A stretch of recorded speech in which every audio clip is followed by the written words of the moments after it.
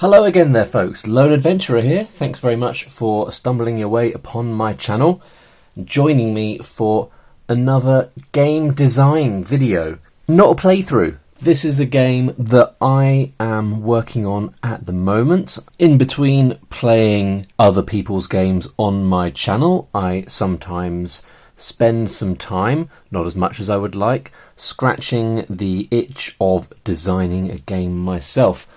I have previously designed a game called Village Emporium. I will pop a link up in the corner of the screen and down in the description below to my playthrough of that game. That was a while ago now, and after I created Village Emporium I thought to myself, okay, let's scale this up, let's go bigger. And I started working on a game. I'm not going to tell you the name of that game yet, or indeed what it's about, but suffice to say, that particular game was, for me at least, quite large. And the size of the game and the fact that it required some creative thought from me sort of meant that the whole process ground to a halt at a certain point. So what I thought I would do, partly prompted by the recent one-page RPG jam on itch.io, which I didn't take part in because I'm not organised enough, but inspired by that and my desire to sort of kickstart something, I thought I would design a much smaller game. So that is what I've done, and that is what I'm going to share with you today. So this game is tentatively called New York Zombies. I'm open to alternative title suggestions. We have come up with 2 or 3 possibilities here in the Lone Adventurer Castle, but for now I'm going to stick to New York Zombies. I like the fact that it abbreviates to NYZ, which sounds a bit like NYC, and I can't see any games kicking around already called New York Zombies. I kind of like obvious, punchy game titles, so that's what we're going with. Now, in order to make this game, I used a model, and the model that I used is this game here, Into the Zone, from Headcheese Productions. So this is by a designer called Martin Ulay, and if you are a long-time subscriber, you'll know that I have played quite a few of Martin's games in my sideline as a fantasy map drawer. I've also drawn some maps that feature in some of his games. So Into the Zone was the first game from Martin that I discovered, the first one that I played. It is a solo-only game, and it is a game that is on 2 sides of paper. And that appealed to me, making a game that would be that compact and that I can realistically finish in quite a short period of time.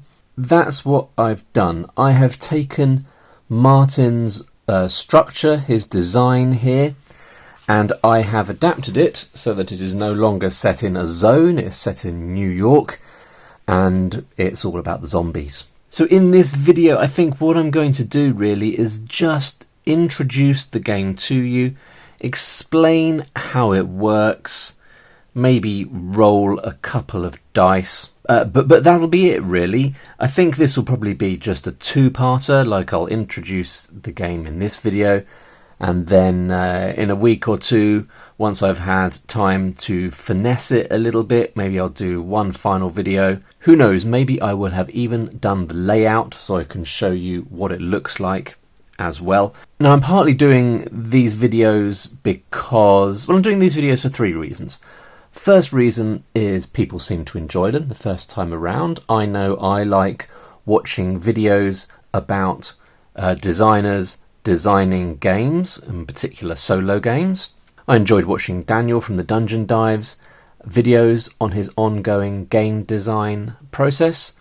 I quite enjoy watching, what am I saying quite enjoy? I really enjoy watching the game design videos from Chocalypse as he continues to do his solo game design and the various bits and pieces that he seems to constantly be working on.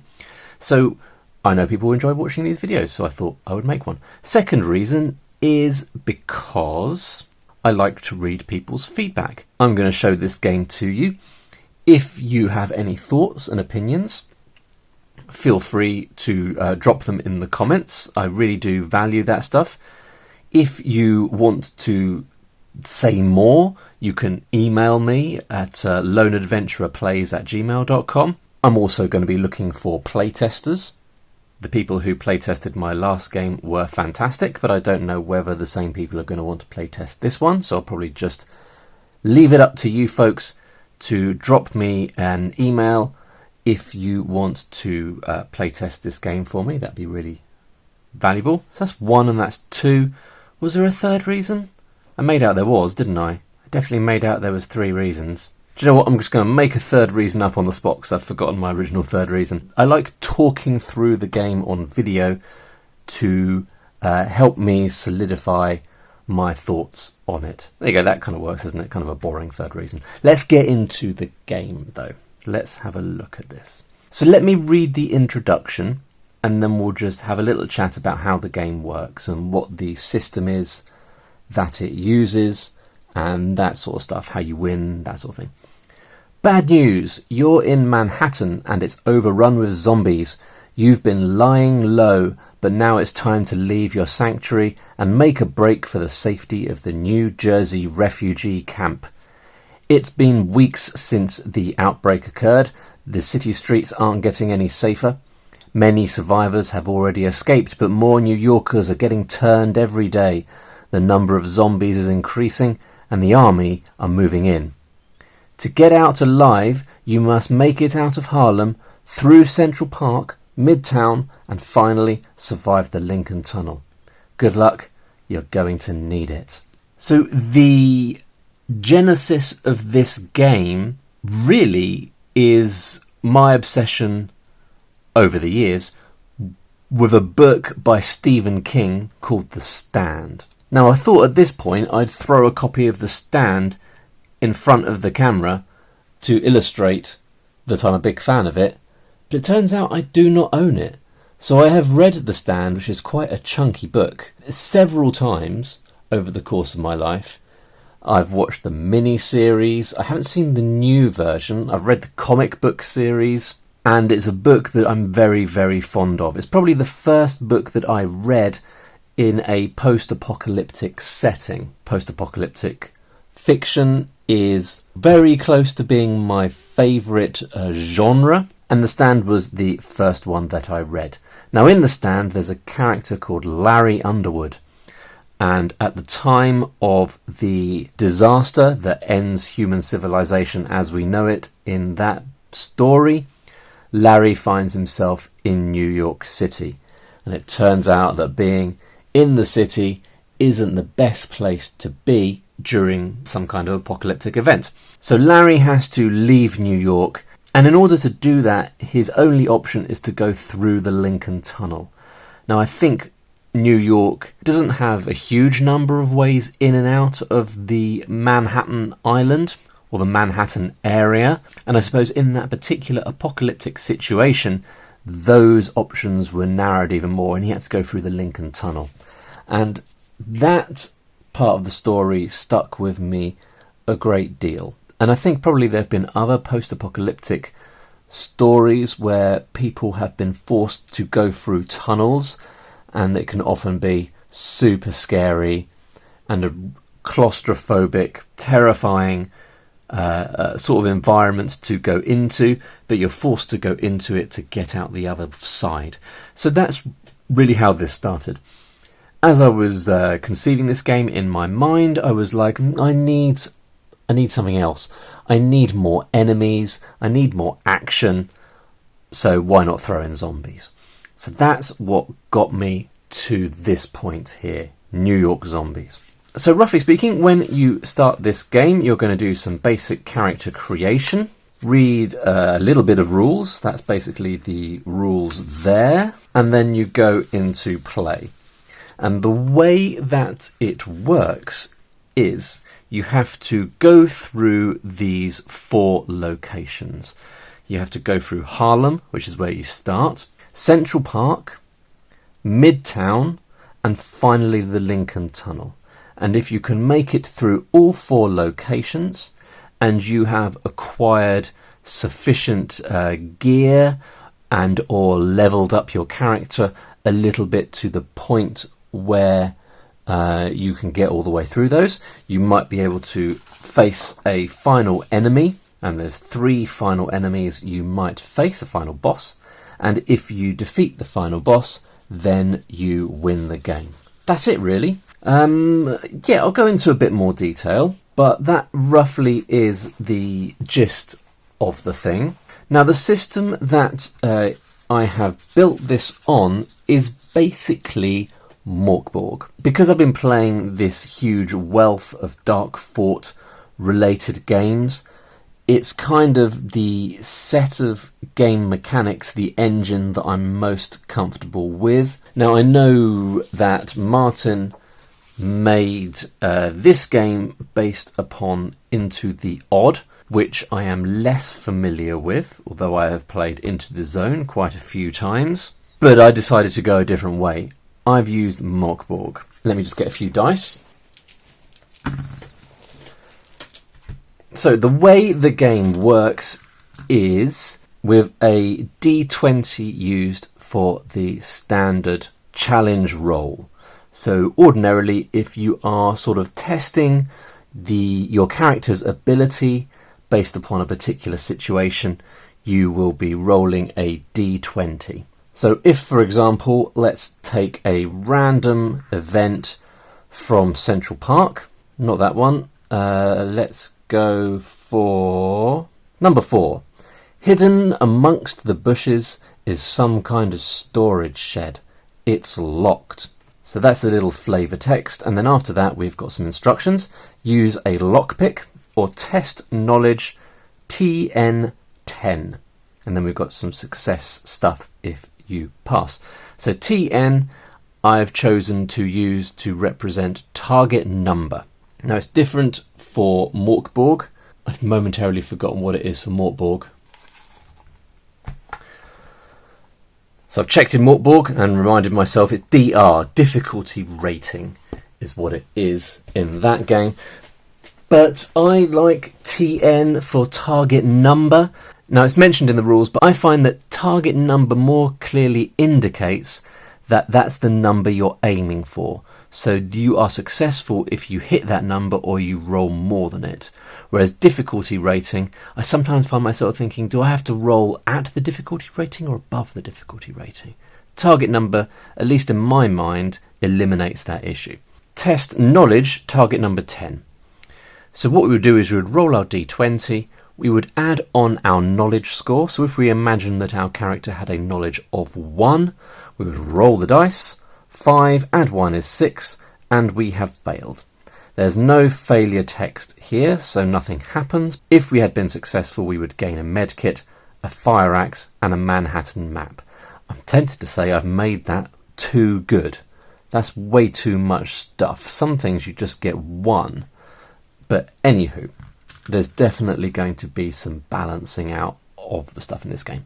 So that's a challenge. And fighting is basically just a series of those challenge rolls. And again, this is very Morkborg, so you will either be using a ranged weapon or a melee weapon.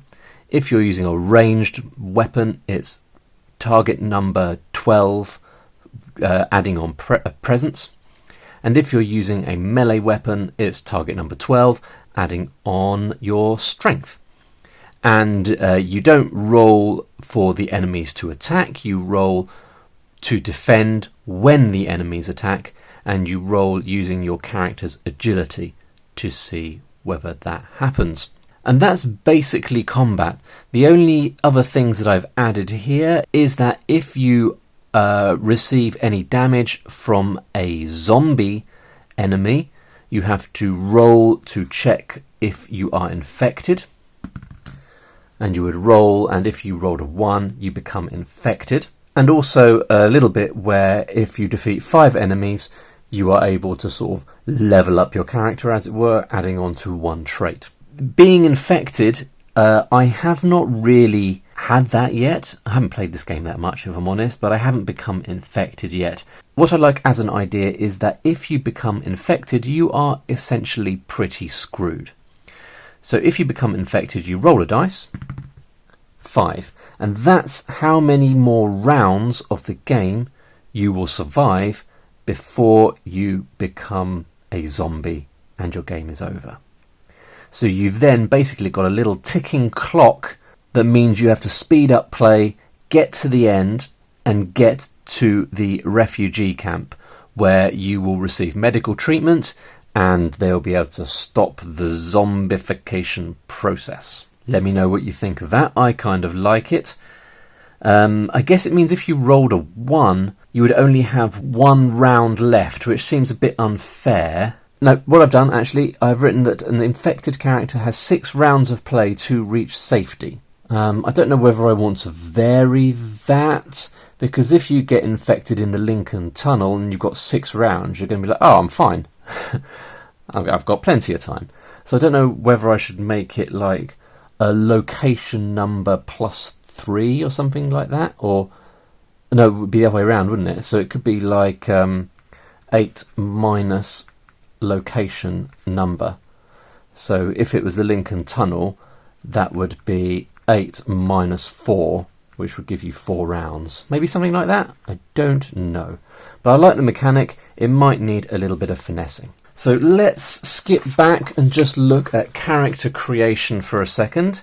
It's pretty simple. You have the following traits: strength, agility, presence, toughness, and knowledge. These are the Morkborg traits.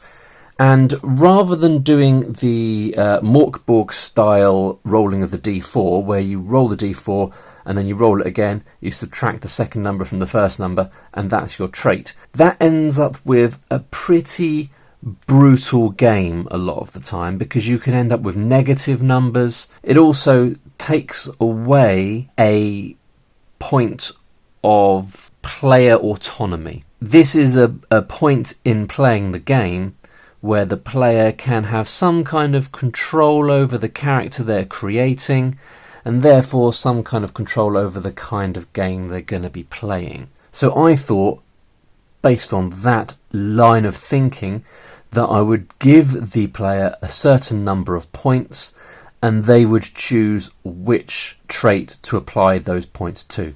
So we're starting off here with 8 points to divide between the traits. Each trait must be between 0 and 4. So for example, your character might have 3 strength, 2 agility, 0 presence, 2 toughness, and 1 knowledge. Now, obviously, you would be incentivized, I think, to make sure that either strength or presence is quite high. Otherwise, your combat ability will suck. And then your agility is what your ability to defend is based on. But then toughness and knowledge are used in some of the events you will encounter. So yeah, it's going to be a balancing act. Once you've done that, you'll pick a job, and then you will pick a location where you've been laying low. So I don't know whether I should make those random. And the reason why I think I should is because the location dictates what items you start with. And so you could quite easily say, oh, I'm going to have a very strong character. Because I've got a very strong character, I'm going to be doing melee attacks. Therefore, I want a melee weapon. So I'm going to start in the deli, where I am able to start with a fire axe. And therefore, I'm set up. So I think maybe it's a bit too easy to immediately set yourself up for possibly success, depending upon how well I've balanced the game, which is not necessarily that well so far. I'm thinking about that. I'm thinking, should we make those random? So yeah, job is cabbie, barista, not barrister, barista. A cabbie, barista, oh my god, I can't say that word. Barista or security guard. And at the moment, the only effect those things have is to add on 1 point to one of those traits. So for a cabbie, you'd get +1 knowledge. For a barista, +1 presence. And a security guard, +1 strength. Now, into the zone, the jobs that your stalker can have give you advantage in certain situations. I have left out advantage and disadvantage so far from this game. Yeah, and then the items. But then obviously I've split my items out into the location there. But I like the idea of the job giving you something else.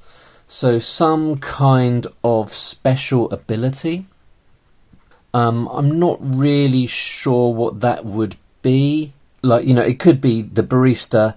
Every time a barista passes a presence test, they get an additional ration or something like that. But that's character creation in a nutshell. Below that we have got a 10 option item list that you can periodically choose from in the game. I think there's one point where you roll on it randomly. It's not all of the items in the game, it's just the items that are more widely available as you play. And then the rest of it is the locations. So I wanted to create a game where all of the things you can experience are basically down there on the page for you, ready to go. So this is not the sort of solo game where you are thinking up your own contexts and your own reactions for how your character responds to certain situations. It's all there, really. The player autonomy in this game comes through in a number of ways. Firstly, through character creation. Secondly, through which items you choose to get sometimes, or when you choose to use your items, things like that. Some of the events will give you options, so you might have the option to flee in certain situations, or do one thing or a different thing. But the main way is kind of like Into the Zone. Into the zone is split into 5 different sections, or 6 including the final boss, and in each section there is 6 events, and you have to have a minimum of 1 event. So you could theoretically do 1 in Blue Zone 1, 1 in Blue Zone 2, 1 there, 1 there, 1 there, and you will go through the game having only had 5 event encounters. Now that might work out in your favour, but the downside is that you won't be experiencing any of the positive effects that some of those events can have. So for example, here in Blue Zone 1 you do a strength save, and if you pass you find a pistol, some ammo and a flashlight. Super handy. So there's a push your luck element there, where you can increase your chances of success in the final zone by taking a bit of a risk as you're making your way through the rest of the zone, rest of the game. And I have kept the spirit of that in this game. So the change I wanted to make on top of that is there only being 6 events means you can quite quickly experience all of them, and I wanted to slow down the pace of that a little bit, and I did that sort of slightly borrowing a mechanic from this game, Miru. So over here, as you play, what you will do to find out what you're doing in your current location is you will roll a d6. On a roll of a 1 or a 2, you'll increase something called the risk level. A roll of 3 or 4 means you have just a standard combat encounter, and a roll of 5 or 6 means that you will have an event. And if we look at Harlem, we can see we've got 3 standard combat encounters: rabid dogs, street thug and a legless zombie. And we've got these 6 events that can happen.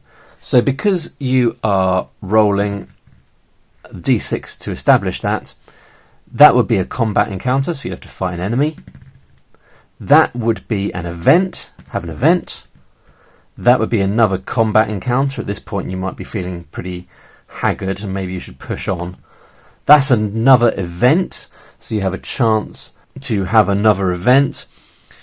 And the events tend to be less combat focused. Certainly in Harlem, there's none. There's no combat encounters in Harlem. Events, rather. So you can have combat encounters if you roll a 3 or a 4, but you're not going to have combat stemming from one of the events. Central Park, there's one where you might have to have combat, but not necessarily, but you could choose to. And Midtown, there's 3 where you might have to have combat, so it's getting more dangerous as you're going through. And then in the Lincoln Tunnel, there's 3 again, so there's 3 possible combat encounters there. So I like that, roughly. I mean, it might need a little bit of finessing. Oh yeah, I was going to show you in how that came from Miru. So if we look at one of the terrain types in Miru, you've got this table here. You roll 2d6. 2 to 4, the location is impassable, and you just have to turn back. 5 to 8 means you have you find some ruins, and there are these unique ruin events. And then 9 to 12, you have an encounter, and then you roll 1d6 for both of these. And then you have these encounter events. So if it was just go to the desert, is that where we are? The desert, and roll d6, you'd very quickly get through these 6 events. But the fact that that is split down slightly, I liked. So hopefully that means that, you know, the first time you play, let's say you get to Central Park and you die in Central Park. The difficulty of the game, maybe that's something we'll discuss towards the end of the video, which hopefully is not too far away because I'm starting to feel like it's been long enough already. Yeah, hopefully that means if you're dying in Central Park, then maybe you've had like 3 events in Harlem and maybe 2 events in Central Park, so you still haven't experienced all of the events, and the next time you play, you come back, maybe you'll have one you've had before, but you'll have one that you haven't had before, or in different combinations. And so in the game in total, there are, how many areas are there? 4. 1, 2, 3, 4. So there's 24 different events. There's 12 different enemies, 24 different events, and hopefully you won't experience them all every time you play because of this mechanism. Now the risk level will gradually go up. I think I need to add a top level to it, because what happens if you just roll 1 and then you roll 2 and then you roll 1 again and then you roll 2 and then you roll 2? It's unlikely, but it could happen, and that means you're not having any encounters or events. You're just increasing your risk level and you're unable to move on. What I didn't say is you have to have at least 1 encounter or event at each location before you move on to the next one. So we're retaining that push your luck element. You're more than welcome, having had 1 location in Harlem. There you go, 2, that's increasing the risk level. 2, risk level, this is proving my point, isn't it? 1, this is really proving my point. 4, there you go, you have a combat encounter. If you survive that, even if it's your first encounter or event in Harlem, you can move on to the next place. But you're encouraged to push your luck because of the benefits that you have for doing so. Every time you defeat an enemy, you're getting 1 closer to increasing a trait, and all these things have handy stuff. Like the first event, you might get some ammo or some pretzels. Second event, you'll get a lockpick and a knife.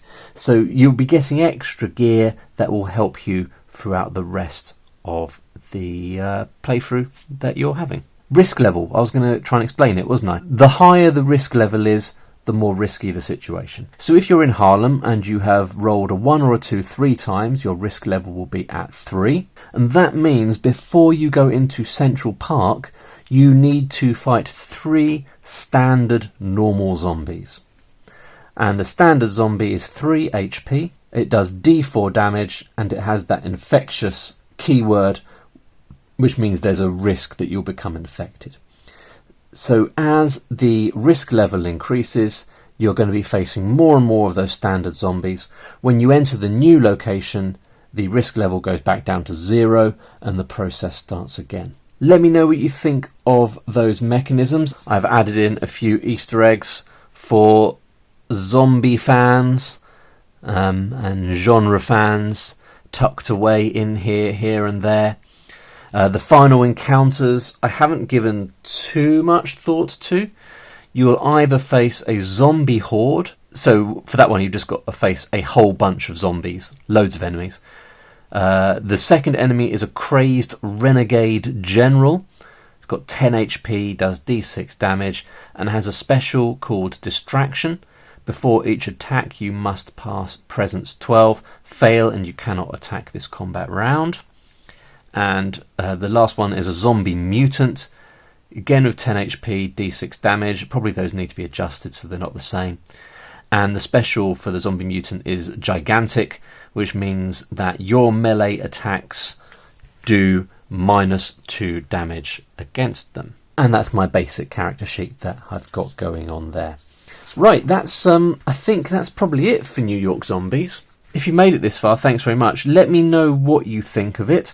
Do email me at loneadventurerplays.com if you would like to get a copy of this basic version of the game and do a little bit of playtesting for me. I need a couple of people to do that. It's definitely going to need balancing. I don't know if it's too easy or too hard at this point. I want to err on the hard side. Like, my personal opinion is when I sit down to play a game like this, I don't care if I die. I'm fine with dying. I just don't want to get through too easily. So I want getting through to a final encounter and beating that final boss to be something that makes you sit back in your chair and say, I can't believe I've done it.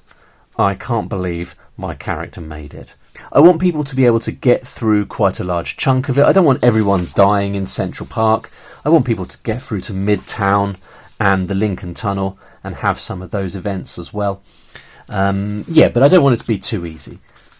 So playtesting, very much a must before I put this out into the world. I'll bring you back for another game design video before too long, looking at New York Zombies again. But I hope you enjoyed this video, and I will see you next time. Bye for now.